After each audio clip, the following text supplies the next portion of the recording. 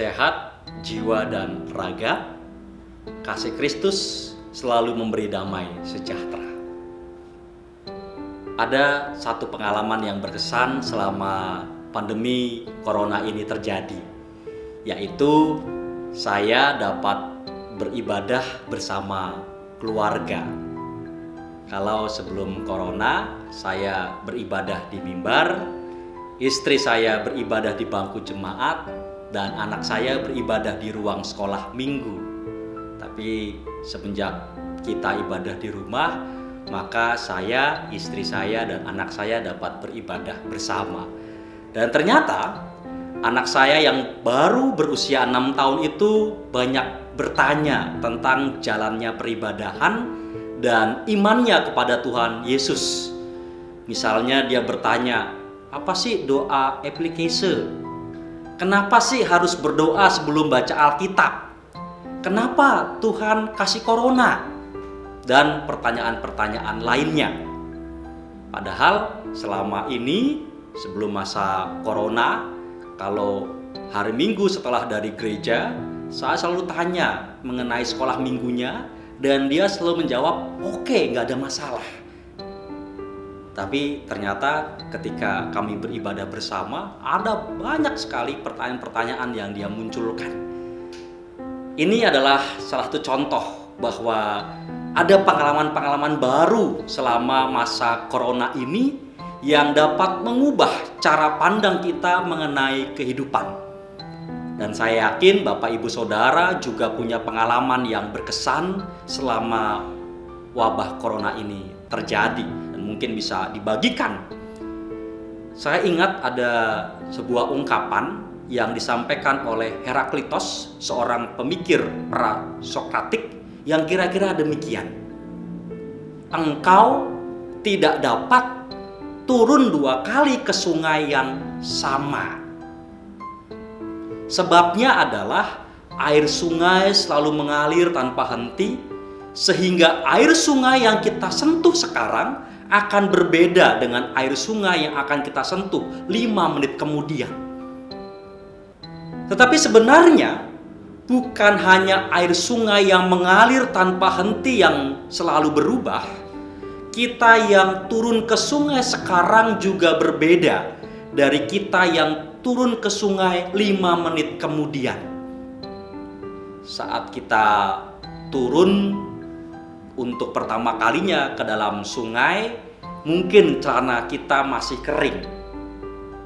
Tetapi 5 menit kemudian saat kita turun ke sungai untuk kedua kalinya, mungkin celana panjang kita sudah sedikit basah karena kena cipratan air sungai sebelumnya. Bapak Ibu Saudara saya kasih Tuhan, corona bukan hanya mengubah situasi hidup kita, tetapi selama 2 bulan lebih berada di rumah, sadar atau tidak, dengan adanya pengalaman-pengalaman baru telah mengubah cara berpikir dan paradigma kita. Kita setelah pandemi tidaklah sama dengan kita sebelum pandemi. Jika keberadaan dan cara berpikir atau paradigma kita tidak berubah, maka kita justru tidak belajar apa-apa dari pandemi ini, dan itu sungguh disayangkan. Tidak ada refleksi yang kita petik menjadi hikmat. Tidak ada pengalaman yang menumbuhkan iman. Tidak ada apa-apa, dan kita tetap menjadi orang lama yang menginginkan cara-cara hidup yang lama, bahkan menganggap yang lama adalah yang terbaik. Jika itu yang terjadi, maka slogan yang selalu muncul dalam hidup kita adalah enak zaman biyen atau enak zaman dulu. Dan kalau itu yang kita hayati, maka kita bisa kepontal-pontal dalam menjalani normal baru atau new normal. Sebab selalu membayangkan masa sebelum corona. Kita menjadi pribadi yang baru. Sebagaimana para murid saat menerima Roh Kudus yang menyerupai lidah-lidah api, mengubah mereka menjadi saksi kebangkitan Kristus dan pewarta kabar baik. Api adalah daya yang menghidupkan dan mengubahkan. Api Roh Kudus yang tinggal dalam diri kita mengubah cara berpikir dan paradigma kita untuk memasuki normal baru, sehingga kita dapat menata situasi yang baru di dalam hikmat ilahi demi mendatangkan kehidupan yang lebih baik. Jadilah orang-orang Kristen yang dinamis dan kreatif, sehingga kita berani berubah, bahkan menjadi penggerak perubahan di tengah-tengah gereja dan masyarakat. Salam perubahan menuju normal baru.